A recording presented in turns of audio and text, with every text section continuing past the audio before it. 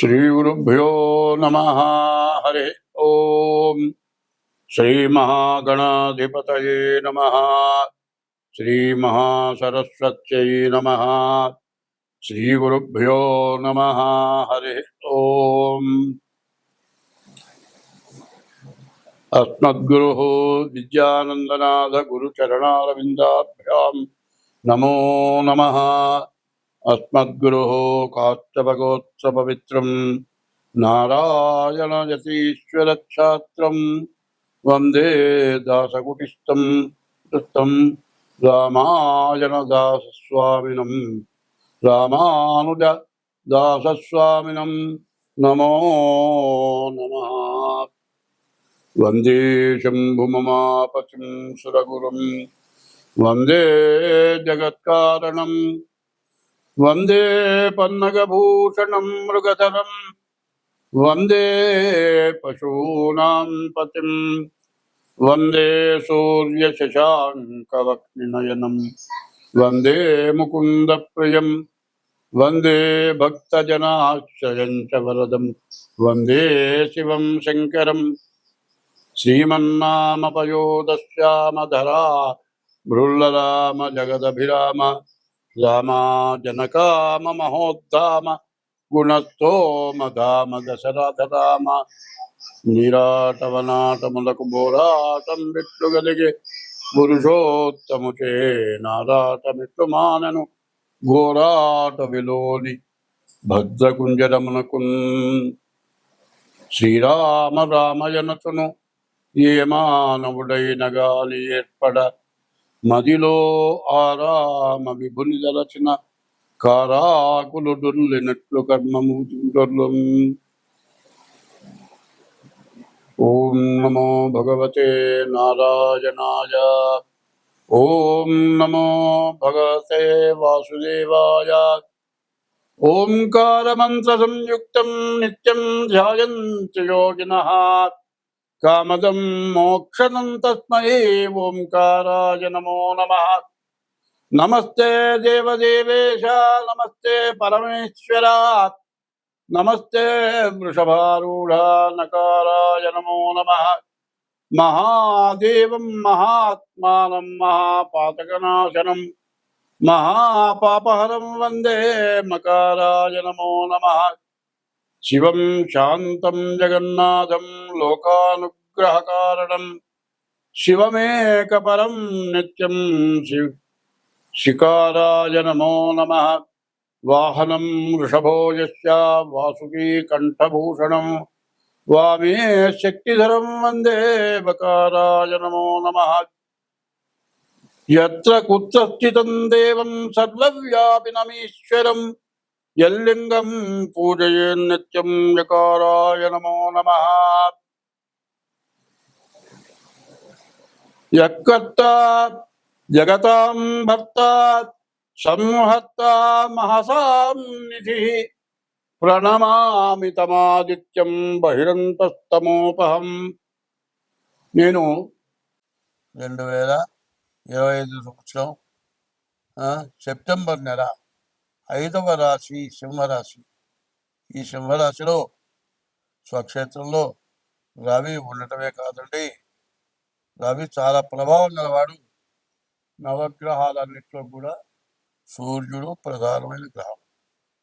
ప్రపంచ దేశాలన్నింటిలోకి కూడా ఇండియాకు సూర్యుడు, అమెరికాకు సూర్యుడు, రష్యాకు సూర్యుడు, జర్మనీకు సూర్యుడు ఎట్లా ఉంటుంది. ఈ సింహరాశికి అష్టమంలో శని ప్రాణకంటకుడు. రవి ప్రభావంతవాడైన రాహుకేతువులకి అన్ని గ్రహాల మీద అన్ని రాశుల మీద ఆధిపత్యం ఉంది. అందువల్ల రవికేతువులు కలిసి ఉండటం ఒకటి, తర్వాత ద్వితీయంలో కుజుడుండటం ఒకటి, ఈ రాహు అష్టమ స్థానంలో ఉండటం ఒకటి. ఈ సింహరాశిని ఎవరు బాగు చేయాలంటే కూడా చాలా కష్టం. చాలా కష్ట దశలో ఈ సింహరాశి ఉంది. ఈ సింహరాశి ఎట్లా ఉందంటే మఖ పుబ్బ ఉత్తరాపాద సింహం మఖకి మా మీ ము మే మఖ. పుబ్బ మో టా టీ టూ పుబ్బ. టే ఉత్తర. ఈ 9 పాదాలు కలిసి మరి సింహరాశి అయింది. మల్లయ్య, మాధవరావు మరి ఇట్లాంటి పేర్లు. ఈ పేర్లు గల వాళ్ళకి జన్మ నక్షత్రం కాకపోయినా కూడా ఈ గ్రహస్థితి పూర్తిగా బాగాలేకపోవటం వల్ల కష్టాలు అంటే కష్టాలు చెప్పుకోలేని కష్టాలు. ఈ బాధల నుంచి తప్పించుకోవడం చాలా కష్టంగా ఉంటుంది. కాదయ్యా, ఏదోటి చేసి చచ్చిపోదాం అనిపిస్తుంది. అట్లాంటి కష్టతరమైనటువంటి టైం కాబట్టి ఈ సింహరాశి వాళ్ళు డేట్ ఆఫ్ బర్త్ ద్వారా ముందుగా మీ జాతకం చూపించుకోండి. అట్లా మీ జాతకం లేకపోతే, మీ డేట్ ఆఫ్ బర్త్ లేకపోతే మీ అరిచేతులు, ఈ అరిచేతులు ఫోటో తీసి వాట్సాప్లో పెట్టి, మీ పిల్లలు ఎవరైనా డేట్ ఆఫ్ బర్త్ ఉంటే పెట్టి, దానికి తగిన ఫీజు కట్టి మీ జాతకం చెప్పించుకొని, ఆ జాతకానికి ఏమి చేయాలో మరి చేయవలసిన ఉపమానం ఏంటో చూసుకొని ఆ దోషానికి తగిన పూజ చేయించుకోండి. మీకు అన్ని విధాలు బాగుంటుంది. స్వస్తి. మార్చి 30వ తారీఖు సంవత్సరాది పండుగ రోజున 6 గ్రహాలు ఒక చోట చేరినాయి. షడ్గ్రహ కూటమి చేరింది. దీనివల్ల రకరకాలైన సమస్యలు, రకరకాలైన బాధలు, మరి ప్రకృతి తాండవం, ప్రకృతి విపత్తులు ఇవన్నీ కూడా జరుగుతాయి. అందరం బాధపడతాం. ఇదంతా ఎందుకు జరుగుతుంది అంటే, ఒకప్పుడు పుణ్యమే ఎక్కువగా ఉండేది. పాపం హరించడానికి అన్నదానం చేసేవాళ్ళు. ప్రతి ఇంటి ముందు కూడా ఒక అరుగు, అక్కడ ఒక చెట్టు, బాగా చెట్టు పెరిగి ఆ అరుగు మీద కూర్చున్న వాళ్ళకి నీడనిచ్చేది.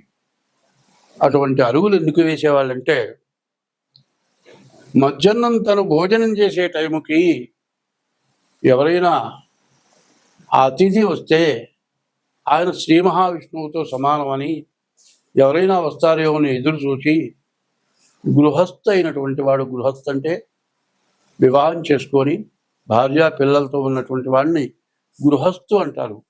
అటువంటి గృహస్థు కనీసం వాకిట్లోకి వెళ్ళి చూచి ఆ అరుగు మీద ఎవరన్నా కూర్చున్నారేమో చూచి, ప్రతి వాళ్ళు కూడా పూర్వం పల్లెటూళ్ళల్లో కానీ బస్తీలో కానీ ఇంటి ముందు సింహద్వారానికి బయట గేటుకి ఈ పక్క ఆ పక్క అరుగు, ఈ పక్క ఆ పక్క ఒక చెట్టు ఉండేది.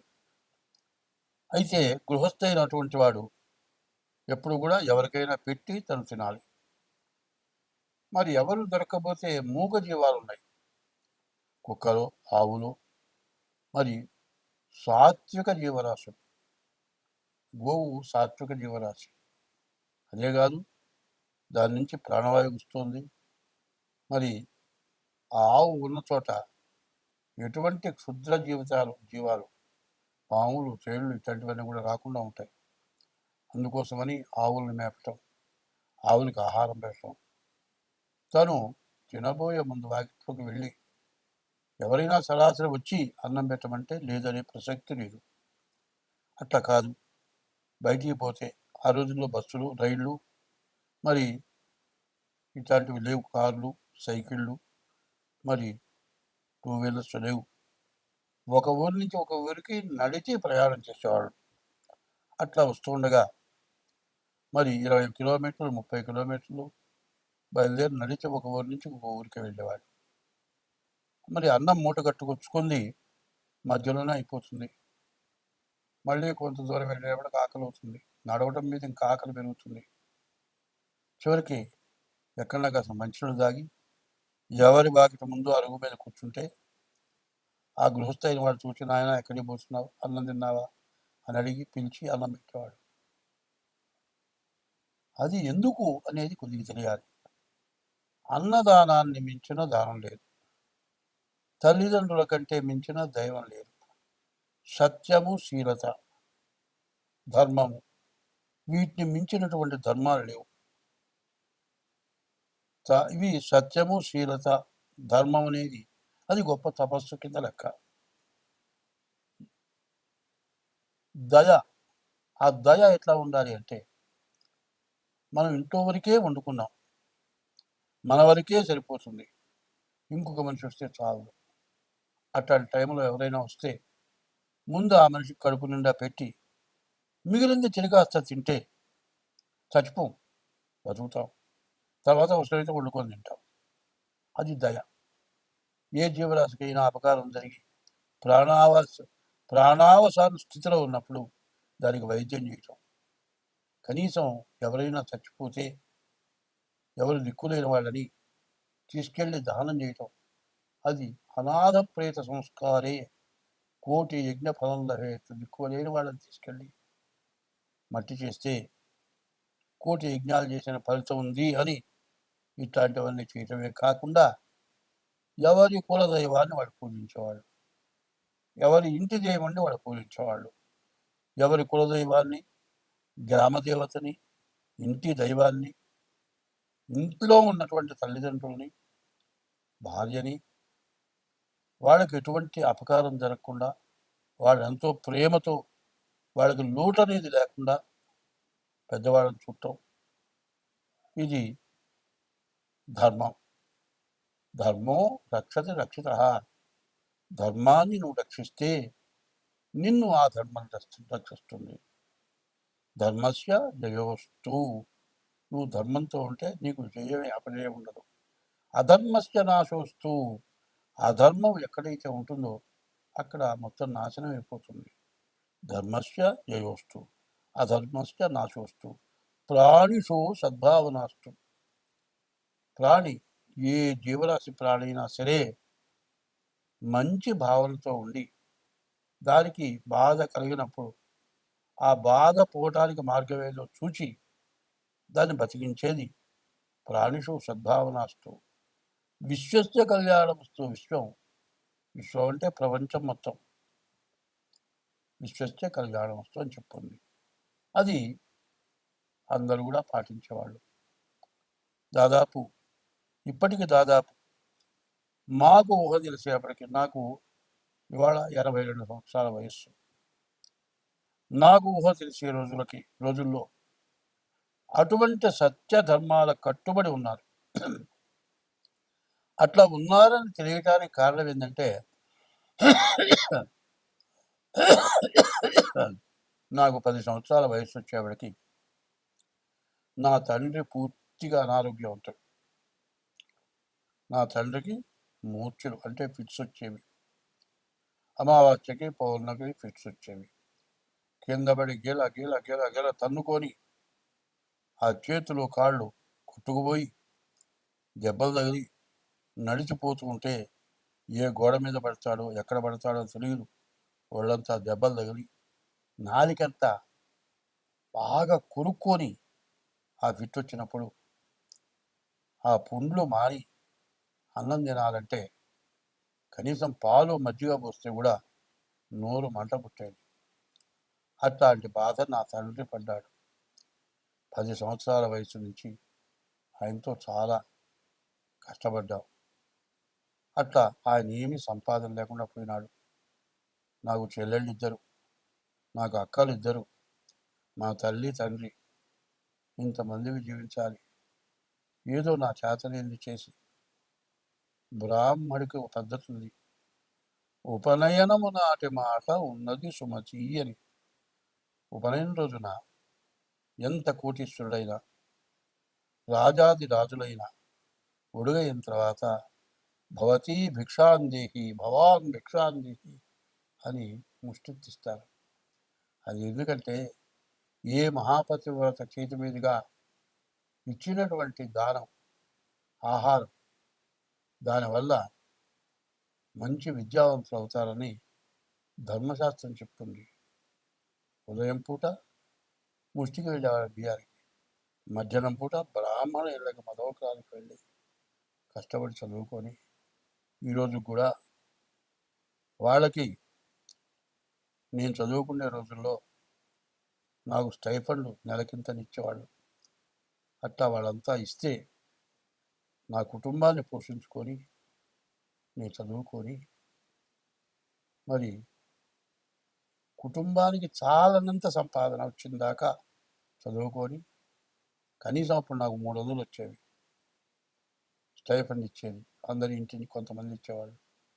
రూ. 150 ఆదాయం రాగానే నేను మీ దగ్గర తీసుకోనంటే ఒక ఆయన పిలిచి, "ఏరా నీకు ఎంత వస్తుందిరా?" అంటే నాకు 150 వస్తుందండి సంపాదన. మరి మేము ఇచ్చేది ఎంత వస్తుందంటే 300 వస్తుంది. సగమే కదరా అంటే నేను అన్నాను, సగమేనండి. మీ 300 నా 150 ఉంటే నాకు అహంకారం పెరుగుతుంది. అదే 150తో కష్టపడి సంపాదించుకుంటాను, పైకొస్తాను, నా తల్లిదండ్రులను పోషించుకుంటాను, మా ఆడపిల్లల పెళ్ళిళ్ళు చేస్తాను అంటే ఆయన అన్నాడు, ఆయన పేరు చెరువు సూర్యనారాయణ గారు, గుంటూరు మహానుభావుడు. ఆయన లేరు, ఏ లోకంలో ఉన్నారో. ఆ మహానుభావుడు నన్ను శతవిధాల కనిపెట్టి చూస్తుంటే, నీ పిల్లల పెళ్ళిళ్ళైతే చెప్పు నాయనా, ఒకళ్ళ పెళ్ళి నా సొంత డబ్బులతో చేస్తాను, మిగతా వాళ్ళకు కూడా సహకరిస్తానంటే అంత పరిస్థితి వస్తానండి అని నా కష్టార్జితంతో చెప్పలబడి ఆడపిల్లల పెళ్ళిళ్ళు జరిగిపోయినాయి. 18 నుండి 19 వచ్చేవాడికి మా నాన్నగారు పోయినాడు. మరి మా నాన్నగారు పోయిన తర్వాత 20 సంవత్సరాల నుంచి కష్టపడి సంపాదించుకొని బతికాను. ఆ రోజుల్లో అందరూ సత్యానికి ధర్మానికి నిలబడ్డారు కాబట్టి ఇవాళ నేను, నా తల్లిదండ్రులు, మా కుటుంబం, మా వంశం బాగుపడింది. ఏ మహాతల్లి చేతి మీదుగా పెట్టినటువంటి ధర్మంతో నేను ఇవాళ 10 మందికి చెప్పేటట్లుగా మరి అమెరికా, రష్యా, ఆస్ట్రేలియా ఇట్లాంటి దేశాల నుంచి జాతకం చెప్పమని ఫోన్లు వస్తూ ఉన్నాయి. దాంతో నేను జీవిస్తున్నాను. అప్పుడు అంత ధర్మం ఉంది, ఇప్పుడు అంత ధర్మం లేదు. ఎందుకు లేదు అంటే వచ్చేది చాలని పరిస్థితి. పిల్లల్ని చదువుకు చేరిస్తే ఎల్కేజీ నెలకి కనీసం చాలా ఖర్చు ఎక్కువ అవుతుంది అంటున్నారు. వాళ్ళ సంపాదన సగం కూడా చాలటం లేదు అంటున్నారు పిల్లల చదువులకే. అంత కష్టమైంది రోజుల్లో దోచుకొని తింటే కానీ బతకలేనటువంటి పరిస్థితులు ఏర్పడి చాలక అధర్మమైన సంపాదన సంపాదించుకుంటూ రకరకాలైన ఎటువంటి అధర్మమైన పనులైనా చేసి సంపాదించుకొని బతుకుతూ బాధలు పడుతూ ఉన్నారు. ఇప్పుడు మరి 2025 మార్చి 30వ తారీఖున 6 గ్రహాలు మరి మీనరాశిలోకి, 6 పాపగ్రహాలు, షడ్గ్రహ కూటమి వచ్చింది. దీనివల్ల చాలా బాధలు పడతారు. కాబట్టి ఎవరికి వాళ్ళు మీ డేట్ ఆఫ్ బర్త్ ద్వారా మీ జాతకం చూపించుకోండి. మీ జాతకరీత్యా దోషాలు ఉంటే వాటికి చేయించుకోండి. పాపగ్రహాల వీక్షణ వల్ల చాలా రకాల బాధలు వస్తాయి. మనం ఏమి చేయకుండానే మనం బాధలు పడాల్సి వస్తుంది అని చెప్పటం జరిగింది. అట్లా చెబితే కూడా కొంతమంది విమర్శించడం జరిగింది. జ్యోతిష్యం చెప్పబోయా అంటే తలకిందులైపోతుంది, గందరగోళాలు అవుతాయి, చాలా బాధలు పడతావు, ప్రకృతి వల్ల బాధలు వస్తాయి అని ఇవన్నీ ఎవరు చెప్పమన్నారు? నాకు ఫోన్లు వచ్చినాయి. చూడండి, ఉత్తర కాశీ, హరిద్వార్, ఋషికేశ్ అంటే ఋషులు ఉండేటువంటి స్థలం. హరిద్వార్ అంటే విష్ణుమూర్తి యొక్క పాదాలు. హరిద్వార్ కైలాసంలో ఈశ్వరుడు ఉన్నాడు. ఈశ్వరుడు నెత్తిన గంగ ఉంది. ఆ గంగ హరిద్వార్ పాదాల దగ్గరకు వచ్చి గంగ పడ్డది. గంగ పుటక అక్కడి నుంచి వచ్చింది. హరిద్వార్ మునిగిపోయింది.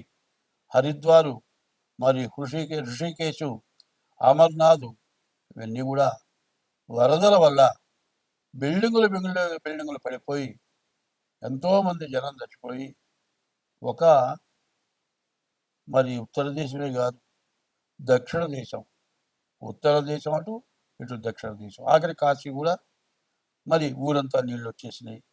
ఇప్పుడు చూడండి, విజయవాడ అంటే బాగా మెరుగైన స్థలం. ఇంతవరకు ఇంత జలాన్ని మనం ఎప్పుడు చూడలే. ఇంత పరిస్థితులు రావటానికి కారణం ఏమిటి అని మనం ఆలోచించుకుందాం. ధర్మో రక్షతి రక్షిత. ధర్మాన్ని నువ్వు రక్షిస్తే నిన్ను ధర్మం రక్షిస్తుంది. ధర్మం రక్షించాలి అంటే ఏం చేయాలి అనేది ఇదివరకు చెప్పారు, ఇప్పుడు కూడా చెబుతూ ఉన్నా.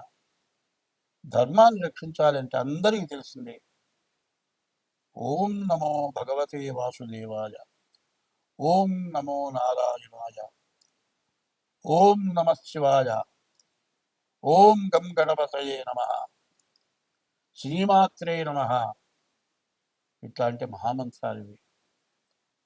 రోజు 1-2 గంటలు మనం చేసే వృత్తిలో విద్యక్కర్లా, చదువక్కర్లా, సంతకం పెట్టడం చేత కాకపోయినా వినవాలా, ఈ చెప్పిన మంత్రాలు గుర్తుపెట్టుకోండి. రోజు 2 గంటల పాటు మనం చేస్తే ఈ ఉపద్రవాలు, బిల్డింగులు కొట్టుకుపోయినాయి, జనంలో దాంట్లో పడిపోయినారు, శవాలు దొరకలేదు, కనీసం ఎవరు చచ్చిపోయినారో ఎవరు బతుకున్నారో తెలియనటువంటి పరిస్థితికి వచ్చాము. ఇవన్నీ రావటానికి కారణం ఏమిటంటే కన్యారాశిలో కుజుడు, మీనరాశిలో శని, వక్రించిన శని. శని కుజులు సమసప్తకం అన్నారు. ఈ సమసప్తకంలో ఉండటం చేత ఇటువంటి ఉపద్రవాలని వచ్చి ఈ పాపగ్రహాల వల్ల మనకు అనేక సమస్యలు, అనేక రకమైన బాధలు. మరి ఇది సెప్టెంబర్ 13 వరకు కుజుడు కన్యలో ఉంటాడు. సెప్టెంబర్ 13కి కన్య నుంచి తులకి కుజుడు వస్తాడు. అంతవరకు సరే. ఈ నీరు కొత్త నీరు వచ్చింది. మరి నీరంతా చెట్లు చావలు అన్నీ కూడా మునిగిపోయినాయి, అన్నీ మునిగెత్తిపోయినాయి, అన్నీ కుళ్ళిపోయినాయి, రకరకాలైన జీవరాశులు ఉద్భవించినాయి. నీరంతా కలుషితమైపోయింది, తాగే నీరు కాలుష్యమైపోయింది, తినడానికి ఆఖరికి కూరగాయలు లేవు. ఎంత కష్టాల్లో మనం ఉన్నాం. ఒక్కసారి నమస్కారం చేసి చెబుతున్నాను, నన్ను విమర్శించబాకండి, బాగా ఆలోచించండి. ఎందుకంటే ఈ సమసప్తమంలో శని కుజులు ఉండటం చేత ఇట్లాంటి బాధలు, విపరీతమైన బాధలు వచ్చినాయి. దీన్ని నేనే కాదు, చాలామంది పెద్దవాళ్ళు చెప్పారు.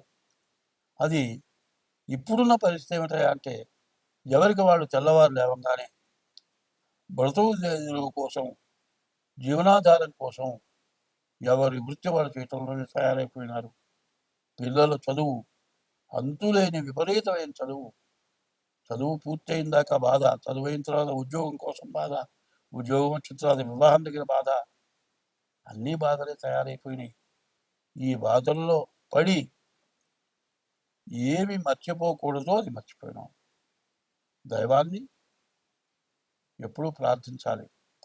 హనుమాన్ చాలీసా ఉంది, తులసీదాస్ గారు రాశాడు. రోజుకి 11 సార్లు చొప్పున 40 రోజులు హనుమాన్ చాలీసా చేస్తే మీరు ఏది కోరుకుంటారో అది అవుతుందని చెప్పండి. మరి ఇట్లాంటి సమయంలో కాదు, హనుమాన్ చాలీసా ఒకళ్ళు కూర్చొని రోజు 11 సార్లు చేయొచ్చు.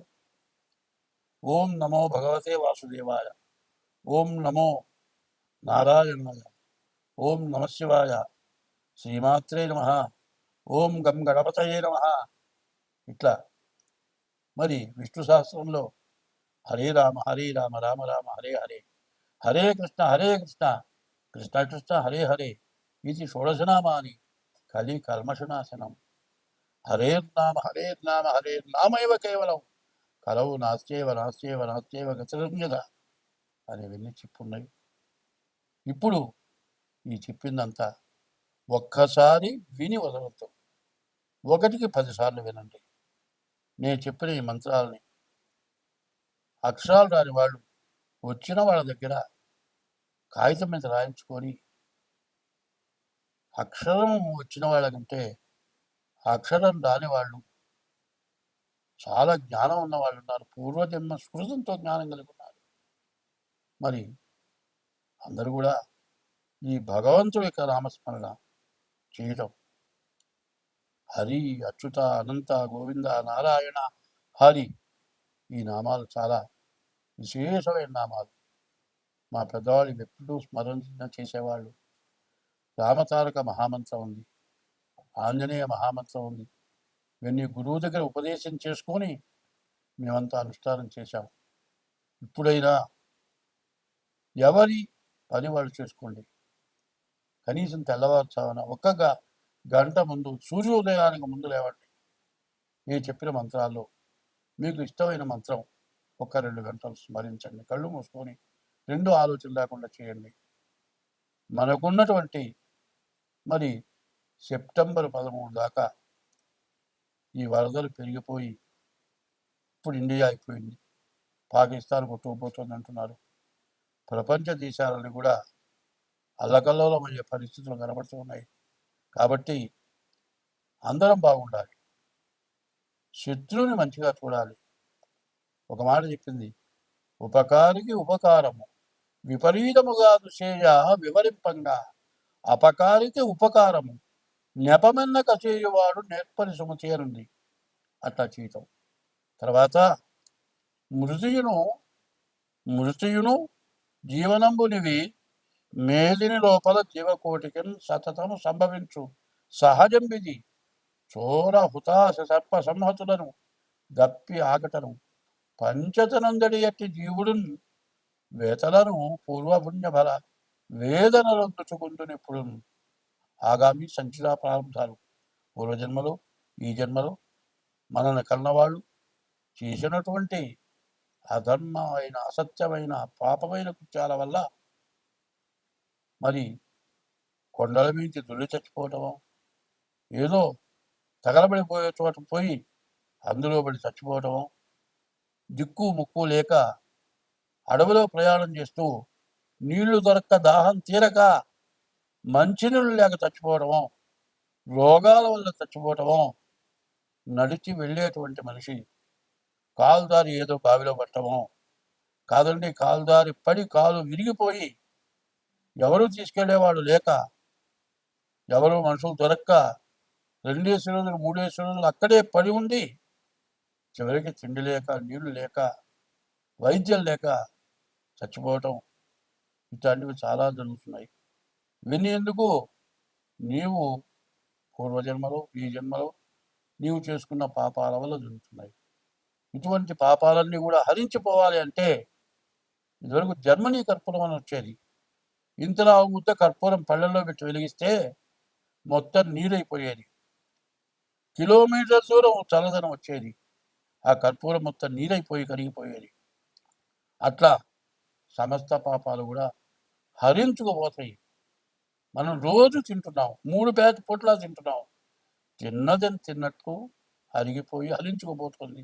ఎంత తిన్నా అయిపోతూనే ఉంది. అట్లాగే సముద్రాలు ఎండిపోతున్నాయి, కానీ జలుబుకి ముక్కులు మాత్రం ఎండిపోవట్లే. ఎంత తిన్నా ఈ కడుపులో ఆహారం జీర్ణమైపోతుంది. ఎంత సంపాదించినా, ఎంత తిన్నా ఈ పొట్టకి తిండి మరి జీర్ణించుకోలేకపోయినా ఇట్లాంటి వరదల వల్ల కానీ, కాలుష్యాల వల్ల కానీ జలుబు, దగ్గు, జ్వరం ఇటువంటివి వస్తున్నాయి. మరి ఇవన్నీ పోవాలి అంటే భగవంతుడి యొక్క నామస్మరణ ఎవరికి వాడు చేయటం.